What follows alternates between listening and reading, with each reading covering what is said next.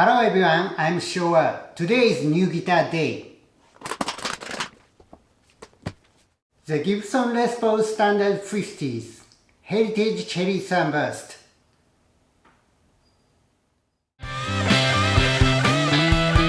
To be honest, I used to practice only jazz. I thought I was done with rock and roll. I told myself my PRS and Stratocaster were more than enough. But when I started my YouTube channel, my Stones covers received so much love, and before I knew it, it became a Rolling Stones channel. The real turning point was when I bought a Squier Butterscotch Telecaster to cover Keith Richards. It wasn't just the sound, it was the visual. Seeing that guitar made me realize the incredible power and persuasion of a rock icon.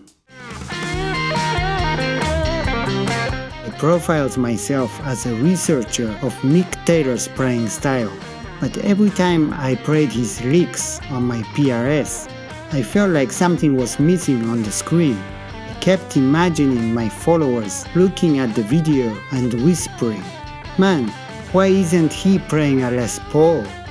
If I was going to take this Stones channel seriously, I felt it would be disrespectful not to shoulder Taylor's ultimate icon, the Les Paul. I know it was just my own obsession, but I couldn't shake it, and so I rushed out to find my very own burst. At first, I thought about settling for an Epiphone, or maybe a Gibson Les Paul Studio, to keep it reasonable. I found a lightweight studio online and thought, perfect, I'll take it.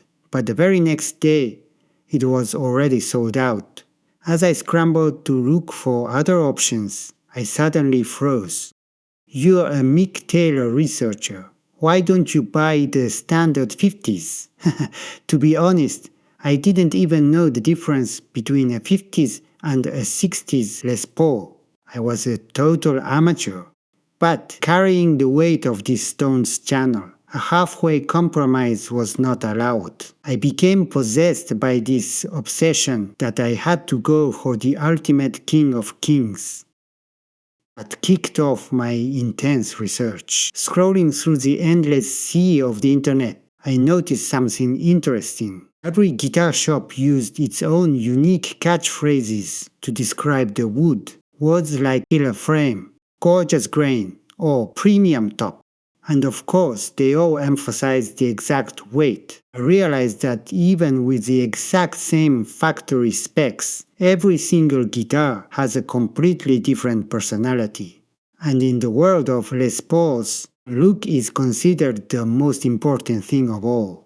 Finally, I found it, a regular standard with a stunning frame top, at a well-known guitar shop. The store's description read, "An arrival worthy of the standard name, featuring a beautifully clean grain and a dark fretboard. Plus, it's lightweight, this one will go fast." And they weren't hyping it up. It weighed a relatively lightweight 8.86 pounds, with a perfectly balanced, symmetrical grain. I immediately called to hold it, but advance holds weren't allowed at all. Holds were only possible on the day of the visit. They told me, "Call us right at 11 a.m. when we open tomorrow. If it's still here, I'll hold it for you." The next day, exactly at 11 a.m., my heart was pounding as I called the shop. "It's still here," they said. I yelled, "Hold it, I'm leaving right now." It's a grueling 4-hour drive on the highway from my house. I hung up the phone and stepped on the gas. The universe was telling me to buy this guitar. In 4 hours on the highway, I finally walked into the shop, and there it was, waiting for me. The moment the staff member handed it to me, all my doubts evaporated. Look at this grain. Officially, it's just a regular double A-top. But the way the ribbon frame flows beautifully and symmetrically across the body, to my eyes, it looks absolutely stunning.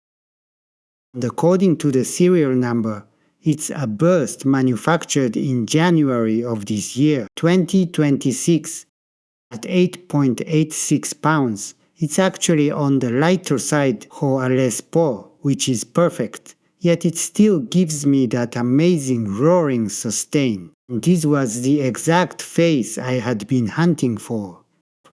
With this Les Paul on my shoulder, I'm going to keep sharing my The Rolling Stones guitar videos with you all. I want to thank all my followers for pushing me to find this King of Kings, and also the staff at that well-known guitar shop. The journey continues. Thank you for watching. Please subscribe. See you next time.